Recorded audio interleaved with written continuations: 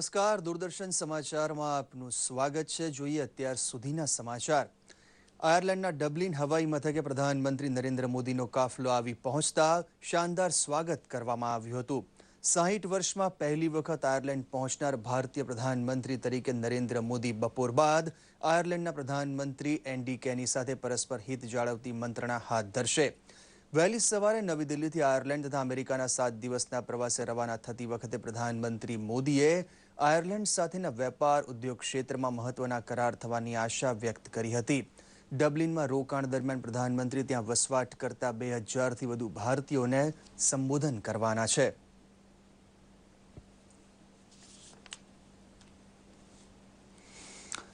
અમેરિકાના વિદેશ મંત્રી જ્હોન કેરી અને ભારતના વિદેશ મંત્રી સુષ્મા સ્વરાજે ગઈકાલે ભારત અમેરિકા વ્યૂહાત્મક અને વાણિજ્યક મંત્રણાની અધ્યક્ષતા કરી હતી. આ ચર્ચાની સમાપ્તિ સમયે તેમણે દક્ષિણ એશિયા વિસ્તારમાં સુરક્ષિત સ્થળો પર આશ્રય પામેલા આતંકવાદી સંગઠનોથી ઊભા થઈ રહેલા ભય સામે લડવા માટેનું સંયુક્ત નિવેદન જાહેર કર્યું હતું. બંને પાકિસ્તાનથી તૈયાર થયેલા લશ્કરે તૈયબા, જૈશ-એ મોહમ્મદ અને ડી કંપની જેવા આતંકી સંગઠન વિરુદ્ધ કાર્યવાહી કરવા પર સહમતિ સાધી હતી. દિલ્હીના મુખ્યમંત્રી અરવિંદ કેજરીવાલે ટ્વીટ વડે મૌન તોડ્યું છે કે પોલીસથી ભાગતા ફરતા સોમનાથ ભારતી આત્મસમર્પણ કરી પક્ષ તથા પરિવારની આબરૂને વધુ ખરડાતી અટકાવવી જોઈએ. સોમનાથ ભારતીની પત્નીએ દાખલ કરેલા પારિવારિક હિંસાના કેસમાં દિલ્હી પોલીસ સોમનાથ ભારતીને અદાલત સમક્ષ રજૂ કરવા માટે શોધી રહી છે. કેજરીવાલ સરકાર પણ તેમના પૂર્વ કાયદા મંત્રી સામેના કેસને લીધે ક્ષોભજનક સ્થિતિમાં મુકાયેલી છે.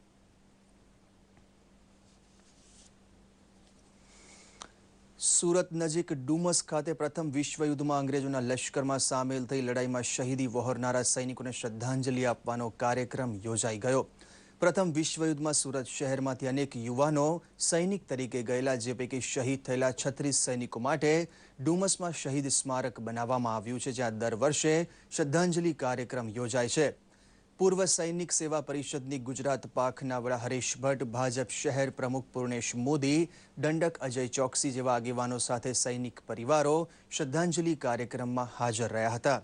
આ પ્રસંગે સર્વ વક્તાઓએ 42 વર્ષથી લટકતો વન રેન્ક વન પેન્શનનો પ્રશ્ન ઉકેલી સૈનિકોની હામી બનેલી મોદી સરકારનો આભાર માન્યો હતો. વેરાવળથી 14 કિલોમીટર દૂર ઇણાજ ગામે નવી કલેક્ટર કચેરી બાંધવા સામે લોકોમાં નારાજગી છે. વેરાવળ ખાતે કાર્યરત જિલ્લા કલેક્ટર કચેરીને 14 કિલોમીટર દૂર ઇણાજ ગામે ખસેડાતા લોકો અને અધિકારીઓને પારાવાર મુશ્કેલીઓ ઊભી થઈ રહી છે. વેરાવળ પાટણ હિતરક્ષક બિન રાજકીય કમિટી દ્વારા વિરોધ દર્શાવવા મૌન સ્વરૂપે રેલી કાઢવામાં આવી હતી. મોટી સંખ્યામાં લોકો આ રેલીમાં જોડાયા હતા. આવેદનપત્ર આપતા લોકોએ જણાવ્યું હતું કે વેરાવળથી 14 કિલોમીટર દૂર કચેરી સુધી લોકોને જવા આવવામાં મુશ્કેલી, સમયનો બગાડ, પેટ્રોલ ડીઝલનો બગાડ તેમજ વેપાર રોજગારમાં નુકસાન થઈ શકે છે. ઇણાજ ગામે બસ સ્ટેશન કે રેલવે સ્ટેશન નથી. શહેર જિલ્લાની મોટાભાગની વસ્તી પછાત અને ગરીબ હોવાથી અને હજુ ટોલનાકાનો પ્રશ્ન પણ ઊભો હોવાથી આ નિર્ણયનો વિરોધ કરવામાં આવ્યો છે. અમદાવાદની રાજસ્થાન હિન્દી હાઈસ્કૂલ ખાતે કારકિર્દી આયોજન સપ્તાહની ઉજવણીનો જિલ્લા કલેક્ટર રાજકુમાર બેનીવાલે પ્રારંભ કરાવ્યો, ત્યારે વિદ્યાર્થીને કારકિર્દી ઘડતરમાં માર્ગદર્શક બનવા જઈ રહેલા શિક્ષકો હાજર હતા.